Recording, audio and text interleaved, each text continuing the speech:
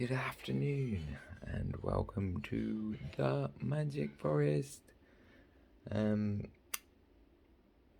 Just following on from yesterday, I guess.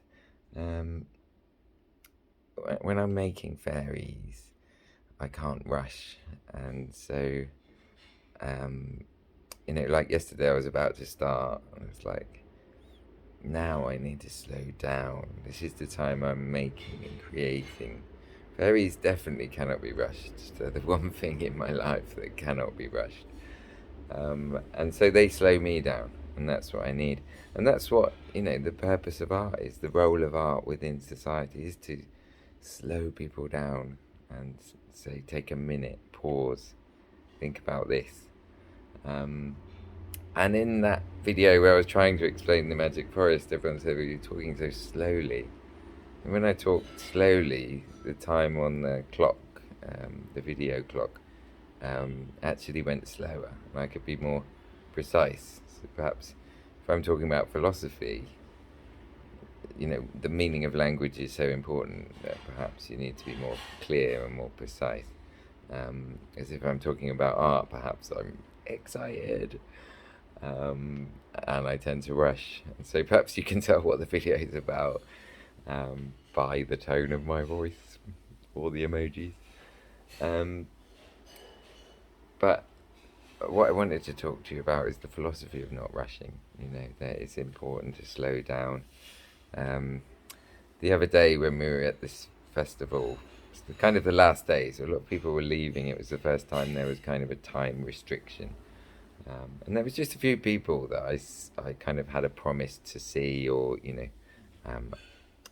had to finish a conversation, or, something had occurred to me that they might need to know, or just give them a hug, whatever it might be. And that value of time became important.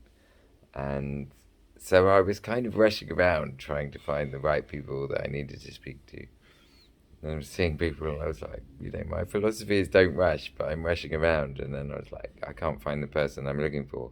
So I just stopped, and sort of sat down and had a cigarette. And then, that person just came along. And sometimes when you're looking for the answers, or you're even looking for the questions, sometimes it's time to, to pause, take a step back, remove yourself from the situation so you can see it clearly, and then the answer will present itself. And so do not rush. And fairies can't be rushed. They slow me down. And I guess we've got somewhere with this girl. Oh wait, it's easier if I turn my... So she's got some eyes.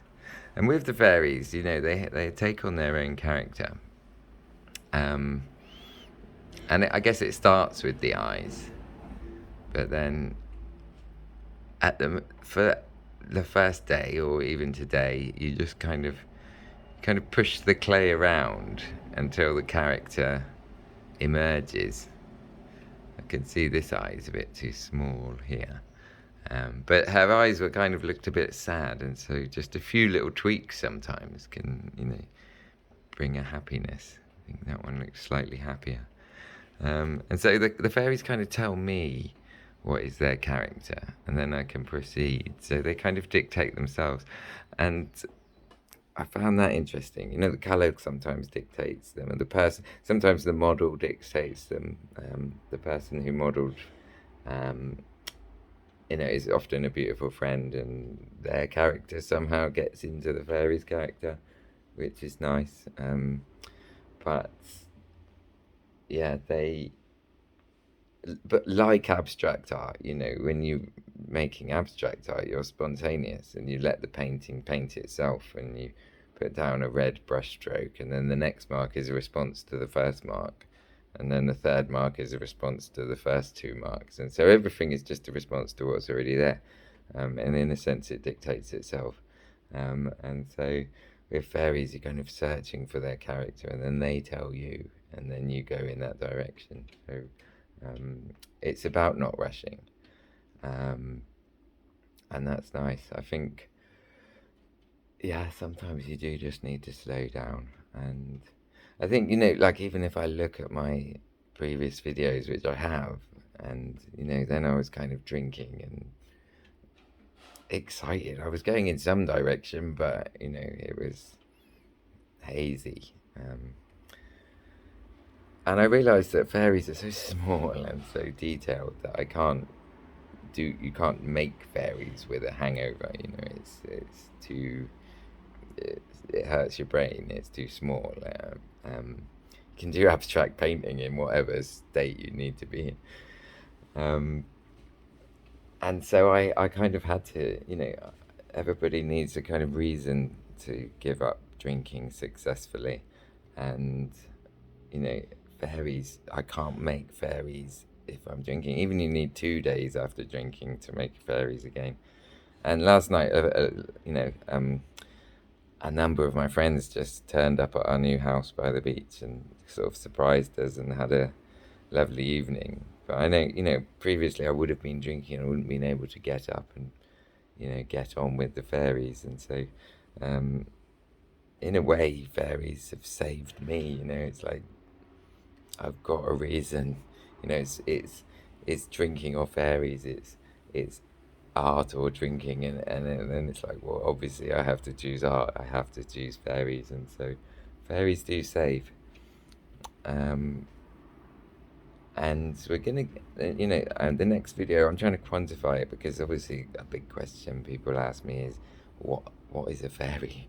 You know, what does it mean? And it is, you know, it's that for me, it saves me. For me, it's a way of putting hope and light and cuteness, if you like, into the world, and you know, that's me satisfying my purpose.